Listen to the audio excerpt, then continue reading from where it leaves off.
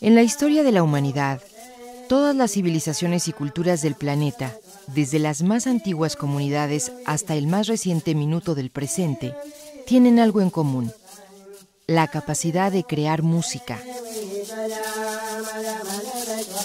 Algo instintivo en el ser humano, en su genoma, en su sentido auditivo, le lleva a la necesidad de producir con la voz, con el cuerpo y con una infinidad de instrumentos el lenguaje sonoro, lleno de significados con que acompaña muchos de sus actos y su comunicación con el mundo.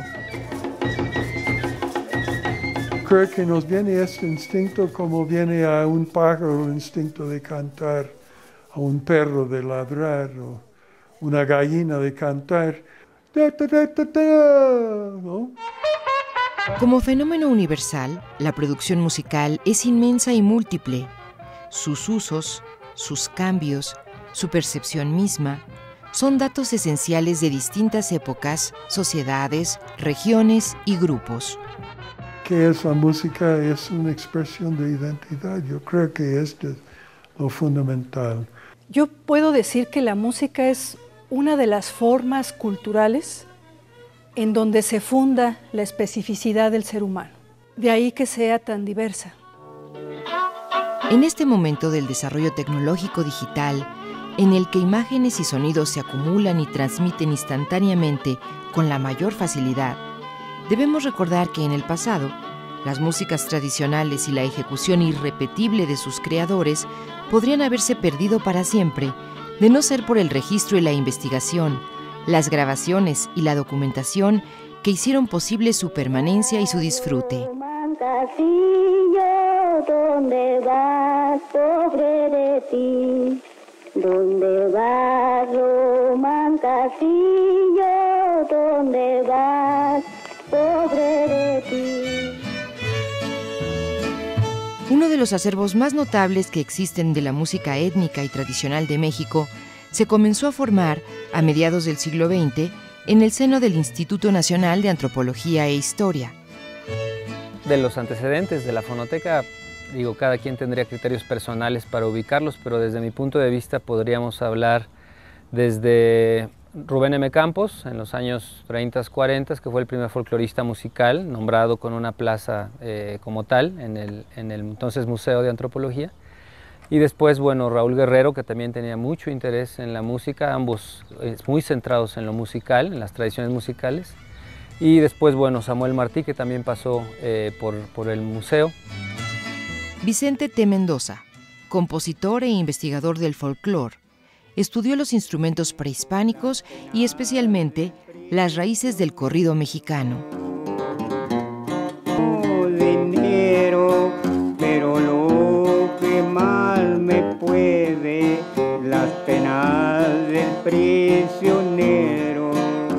José Raúl Helmer, y era un musicólogo norteamericano que también hacía grabaciones, sobre todo en el Golfo, con lo huasteco y con lo jarocho principalmente. Y después llega Thomas Stanford a mediados de los años 50, en 56, poco después entra al Instituto Nacional de Antropología e Historia, y él es el que abre y empieza con el laboratorio de sonido, que es uno de los antecedentes de alguna manera de la fonoteca. Él creó el primer archivo sonoro en el INAH en el Museo de Antropología. Ahí me enfrenté por primera vez con el acervo que dejó Thomas Stanford en la Biblioteca Nacional de Antropología e Historia. Es un acervo que todavía está ahí. Son más de 300 cintas en carrete de 5 y 7 pulgadas.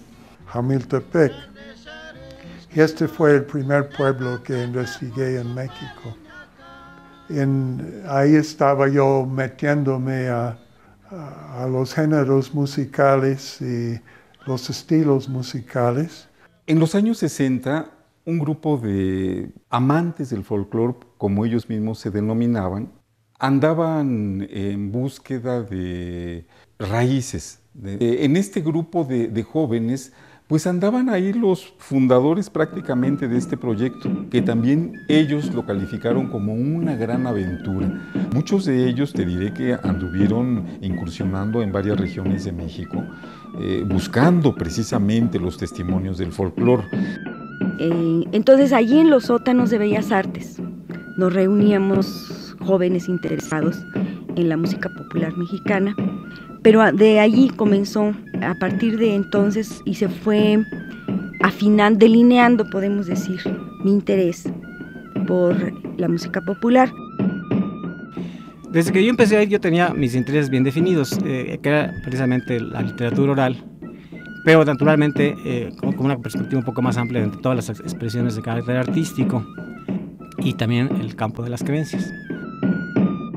La narrativa, cuentos, leyendas, refranes, siguiendo un tanto la escuela de Vicente T. Mendoza, música, artesanías, vestuarios, y entre esta búsqueda, muchos de ellos habían grabado música. Pues yo era como ayudante, cargaba cámaras, cargaba grabadoras, y después pasé de informante, músico a musicólogo, ¿no? Porque me empecé a trabajar en este grupo que hacía las grabaciones. Su aventura con la que iniciaron se fortaleció y se preocuparon por seguir formándose, concretando todo aquello, ¿no? Dándole seriedad a todas aquellas intenciones que ellos tenían, de modo que se convirtieron en antropólogos, etnólogos, etnohistoriadores, etnomusicólogos, musicólogos, etcétera, etcétera. Lieberman, que tenía una peña folclórica, ¿no? Y también hacía grabaciones por su cuenta, y había otros que estaban haciendo grabaciones, ¿no? Entre ellos Eduardo Llerenas, por ejemplo, que después hizo una antología del son. Esto fue un proyecto que se inició como un pasatiempo, realmente, como un deseo, un placer de grabar esta música, las músicas tradicionales mexicanas, como un proyecto básicamente de placer personal.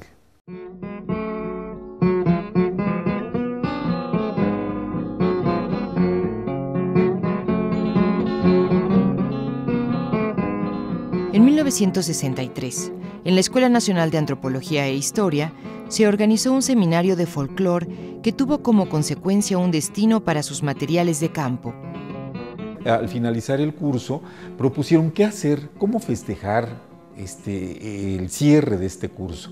Algunos dijeron, ¿por qué también dentro de todo esto no preparamos un disco de larga duración, un disco de vinil? Pues, órale, ¿no? Yo tengo grabaciones, yo tengo también grabaciones, pero fueron 3 de ellos: Thomas Stanford, Arturo Barman e Irene Vázquez. Reunieron 16 piezas, las dividieron en música indígena y música mestiza y le nombraron Testimonio Musical de México. 16 piezas como Huecanías, que fue una pieza que causó un gran revuelo por la dulzura de la voz de la pequeña que la interpretó.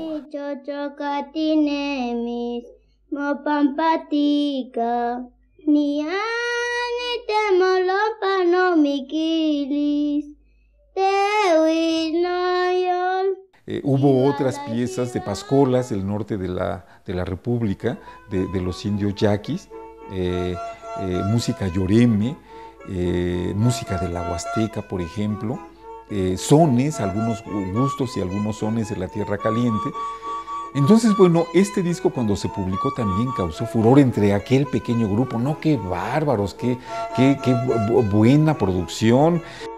Lamentablemente, se editó en un corto tiraje, de cooperación voluntaria, y nada más circuló entre un pequeño grupo de personas. Ese fue el nacimiento de este disco. 1963 lo planearon, lo propusieron en el segundo semestre de aquel año y salió publicado en 1964. Ese disco es el mito de origen de la Fonoteca del INA. Aquellos jóvenes investigadores consiguieron el auspicio del Instituto Nacional de Antropología e Historia para la edición de sus grabaciones. Al año siguiente, 1965, el antropólogo Alfonso Muñoz comenzó a dirigir la filmación del documental Él es Dios, un acercamiento a los concheros, danzantes de una tradición nacida en los primeros años de la conquista española. Arturo Barman y a Irene Vázquez, cuando supieron de esto, no, pues vamos a grabar audio. Vamos a aprovechar que hay muchas mesas de concheros ahí y entonces vamos a grabar audio.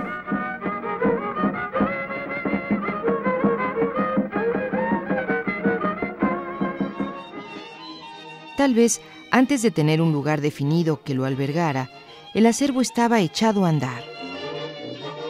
Entonces, en esa época, ese era el interés, hacer una especie como de un mapa musical de México.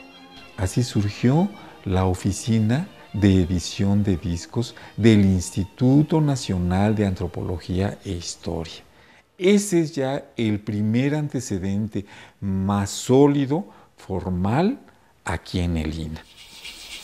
En la perspectiva de la antropología, la música es un hecho inherente al comportamiento humano, sin distinción entre música culta y música popular. Quizá conviene recordar que la difusión de la historia de la música se centraba en la importancia de la producción occidental, dejando las manifestaciones fuera del ámbito europeo como casos exóticos y marginales.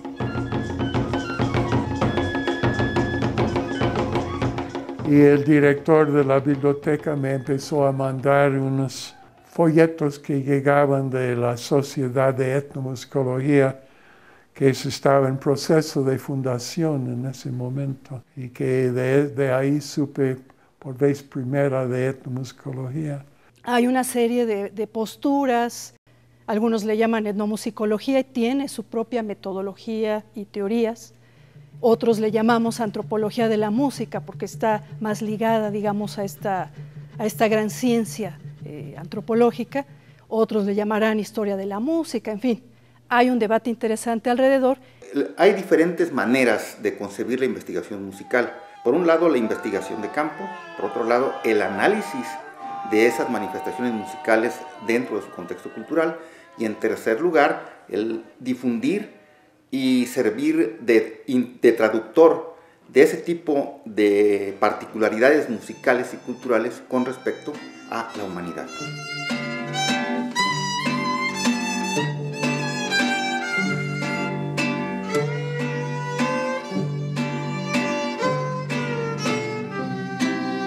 ¿Qué pasa en el caso de un elemento efímero como es la música? Porque si bien tiene soportes materiales que son los instrumentos, los mismos músicos, pues es un evento que desaparece en el mismo transcurrir en el que se ejecuta. Se está interpretando y está dejando de ser.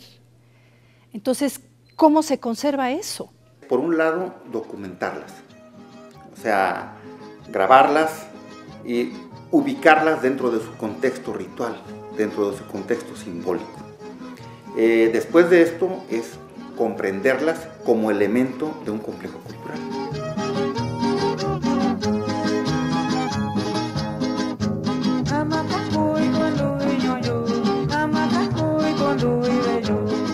Esto tiene que ver con todo un trabajo de investigación previa que nosotros como estudiosos necesitamos concebir, diseñar un protocolo de investigación. Un etnomusicólogo hace muchísimas cosas, pero yo diría que investiga, que trata de conocer la realidad humana a través de la música, trata de conocer la cultura a través de lo musical, a través de lo que se percibe en contextos sonoros. Porque sabemos, conocemos las zonas de trabajo y entonces sabemos que hay una cierta tradición musical ahí digna de rescatarse, algo que tenga quizá profundidad histórica o no necesariamente, porque hay expresiones musicales actuales interesantísimas, y entonces vamos a hacer nuestro trabajo de campo.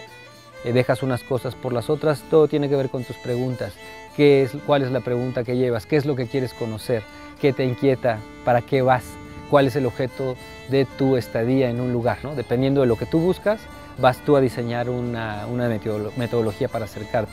Uno tiene que construir la relación, parte del trabajo y del oficio. Este oficio es construir esa relación, aprender pronto las reglas de las comunidades, acercarse, ver y saber tratar a los músicos, hacer empatía con los músicos. Creo que nuestro trabajo se basa siempre en el diálogo con la gente, o sea, tratar de traducir lo que para ellos tiene sentido, nosotros documentarlo en términos científicos, para que se conozcan más las expresiones musicales de una sociedad. Pero quienes deciden cuál es su música son los mismos productores y la gente y el público que los escucha, porque además el fenómeno musical no tiene que ver nada más con quien compone o quien interpreta, tiene que ver con la carga de recepción que tiene con la gente. Y por lo tanto nosotros la investigación la tenemos inmediatamente relacionada con la investigación de los procesos sociales y de los procesos rituales en donde tiene lugar la música. No la estudiamos como un elemento aislado, como un elemento en sí mismo, sino la estudiamos buscando ubicarla en su contexto cultural. El registro y la documentación de una sociedad, de la vida cotidiana, de la cultura, de la comida, etcétera.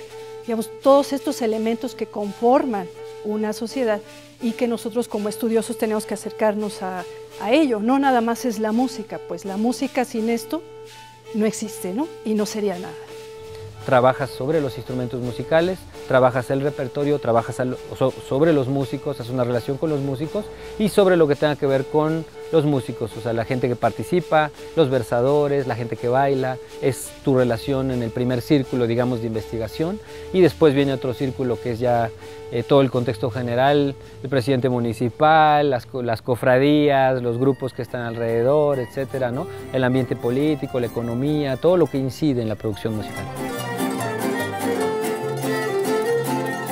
La antropología comparte sus investigaciones con otras disciplinas: arqueología, etnohistoria, lingüística, sociología, semiótica, comunicología, por mencionar algunas, y a su vez las nutre con sus conocimientos y sus búsquedas específicas. El registro y la reproducción del sonido datan de finales del siglo XIX. Con el tiempo, diversas tecnologías fueron permitiendo una mejor calidad sonora. Para los investigadores, el equipo de grabación se fue convirtiendo en una herramienta indispensable del trabajo de campo.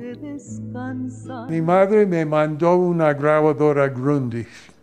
Y Grundig es la compañía, o era la compañía alemana que inventó la grabadora de cinta magnetofónica. Trabajé con Uher, con Nagra Kudelski, pero esa grabadora Grundig hacía las mejores grabaciones que yo hice. El equipo que usábamos también era muy interesante, porque originalmente se usaban unas grabadoras Uher, que eran más o menos semirredondas, así muy grandotas, le cabían carretes grandes, y posteriormente, creo que fue a finales del 67 o principios del 68, que el museo compró una famosa Nagra.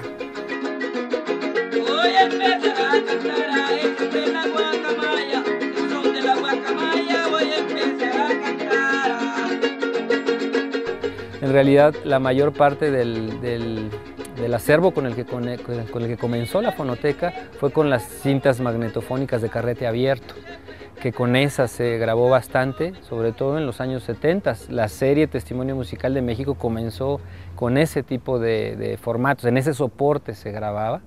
Yo tenía personalmente una grabadora Uher y los primeros ensayos de grabación los hice con Uher hasta que finalmente me soltaron el equipo porque era un equipo carísimo.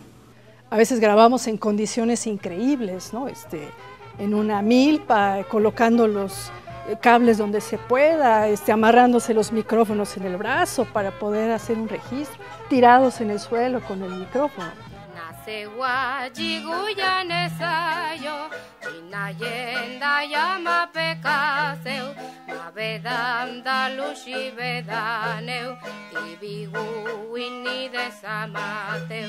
Uno tiende a tratar de registrar en las ocasiones festivas o en las ocasiones celebratorias, ¿no? Ya sean ceremoniales o ya sean profanas, por decirles de alguna manera, pero es más difícil, obviamente, porque ahí el registro lo tienes que hacer corriendo, si es una procesión, o tienes que lidiar con que pasó el taxi que va anunciando que va a otra comunidad y entonces va tocando con un claxon, etcétera, ¿no? Ahora sale uno con un aparatito muy pequeño para poder hacer un registro digital, pero creo que lo importante es pensar en la calidad de las grabaciones, porque, vaya, no la técnica es la que permite que haya una grabación estupenda.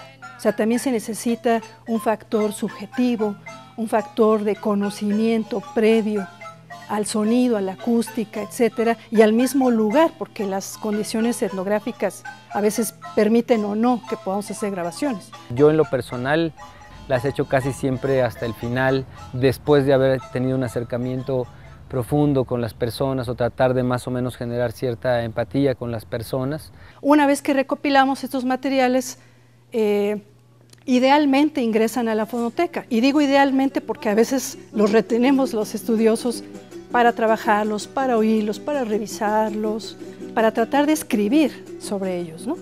Nosotros, como fonoteca, llevamos a cabo investigaciones etnomusicológicas de diferentes perspectivas. Cada investigador tiene su manera de entender las cosas y de diferentes regiones del país, pero al mismo tiempo la fonoteca busca la colaboración de los demás investigadores del INAH para fines de llevar a cabo tanto sus tareas de archivo, de acervos, como sus tareas de difusión. Para 1985, los materiales y grabaciones eran muy abundantes. Llegó el momento de llamarle fonoteca. Los primeros discos que conformaban la fonoteca, pues son una mezcla como un mosaico, podríamos llamarle, de los diferentes estilos musicales que hay en el país. Poco a poco esto se fue convirtiendo en un campo, digamos, de trabajo, hacer propiamente la edición de discos, y se convirtió en una tarea de los estudios de la música en México, la edición de discos. La fonoteca del Instituto Nacional de Antropología e Historia tiene una columna vertebral, hecha de búsqueda, investigación y hallazgos. Es la serie discográfica Testimonio Musical de México. Este acervo de la fonoteca constituye un panorama muy amplio de las zonas de producción musical. ¿Cuáles son las zonas de producción musicales? Todo el país. El fenómeno de la música es algo vivo que cambia constantemente, se enriquece.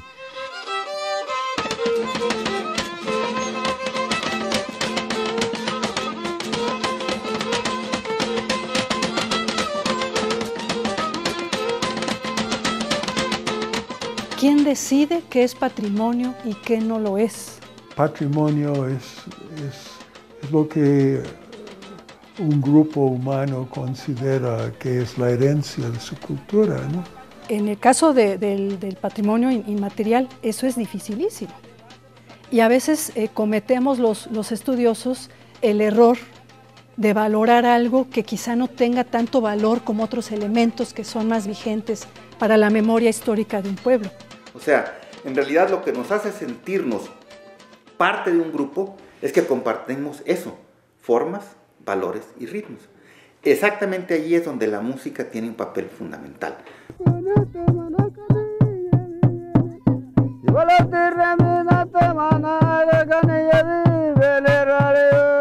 De hecho, recientes investigaciones antropológicas, donde el debate sobre la identidad es muy importante, se dice que, bueno, ¿realmente existe la identidad?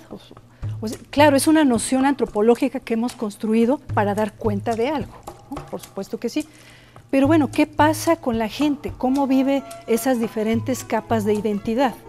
Poseen, digamos, presencia para estar en distintos espacios en los cuales crean identidad. Es decir, todas las actividades en realidad se constituyen en identidades porque conforman redes sociales. Y cuando uno genera esas identidades de sí mismo, aprende uno a entender las identidades de los otros. Y esa es la importancia de tener registros custodiados, guardados, resguardados en lo que son las fonotecas de todo el mundo. Cuando se habla de lo nuestro, les toca decir a los propios portadores qué es lo nuestro. Y así cada músico expresa su propia historia, ¿no? Su propia cultura, como lo vivió desde chamaco hasta adulto, ¿no? Y luego de una generación a otra hay cambios marcados, ¿no? Los padres no tocan lo mismo que los chamacos. Nuevas generaciones siguieron ese camino de la grabación de campo para no solo recordar a sus viejos maestros, sino para recrear esas tradiciones en nuevos estilos.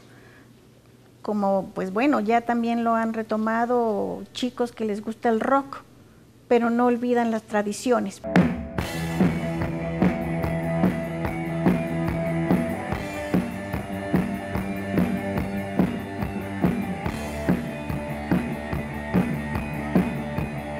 En esta fonoteca tendremos alrededor de unos 20,000 soportes entre discos de acetato, vinílicos, cintas electromagnéticas, DAT, discos compactos. Los registros que tiene el INE, que tienen otras instituciones en México y en el mundo, a largo plazo van a ser los elementos a los cuales van a recurrir, y ya están recurriendo muchos grupos para poder continuar con sus tradiciones rituales, sus tradiciones musicales.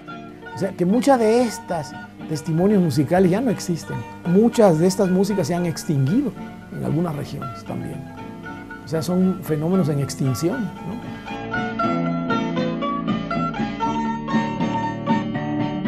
Sí, yo creo que las tradiciones se están reinventando y qué bueno que se están reinventando. Entonces el papel de la fonoteca sería ir registrando en cada momento cómo se reinventan estas tradiciones, ¿no? Mientras exista este contexto de música tan rico, tan profundo, tan complejo y transformable, siempre vamos a tener materia de trabajo.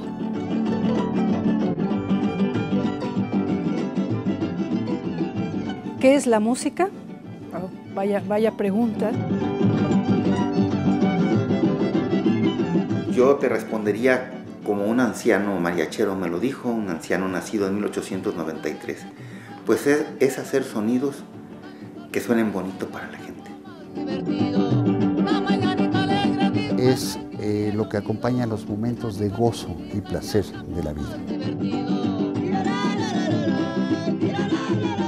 Porque abarca cuestiones psicológicas, cuestiones emocionales y cuestiones que tienen que ver con rituales de vida.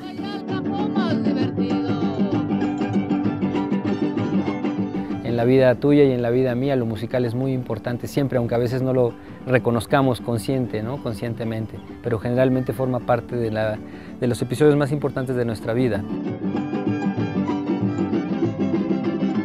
Yo siempre he pensado que la historia siempre tiene una música de fondo.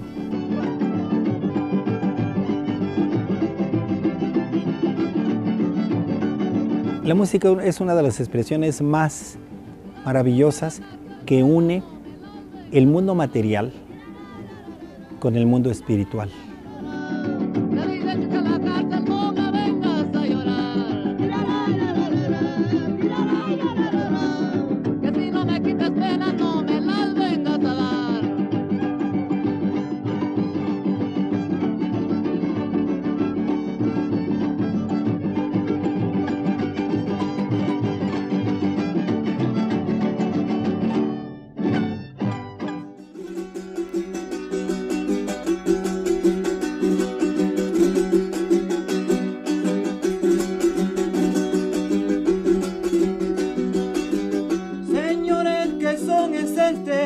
Señores, que son señores, el fandanguito, señores, el fandanguito. La primera vez que lo oigo, válgame Dios, qué bonito. Señores, que son señores,